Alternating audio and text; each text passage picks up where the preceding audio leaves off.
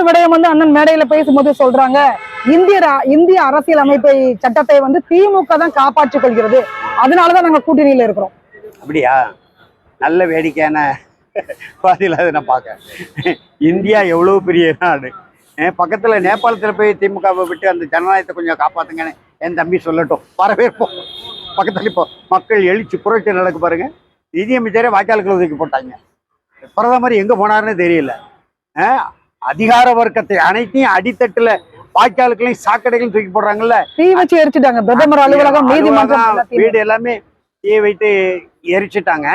அதே போல இலங்கையிலும் நடந்தது, ராஜபக்சேக்கு எதிராக வங்கதேசத்தில் நடந்தது. அம்மாதிரி இந்த இலங்கையிலையும் நேபாளத்திலையும் வங்கதேசத்திலையும் திராவிட முன்னேற்ற கழகத்தை கொண்டு போய் ஜனநாயகத்தை அந்த ஜனநாயக பயிருக்கு உரம் போட்டு தண்ணி ஊற்றி வளர்த்து மிகப்பெரிய ஜனநாயக நாடாக அதை மாற்றுவதற்கு திராவிட முன்னேற்ற கழகத்திடம் கோரிக்கை வைத்து வெல்லுவதற்கு தம்பி தொல் திருமாவளவனை வாழ்த்தி விடைபெறுகிறேன். நன்றி, வணக்கம்.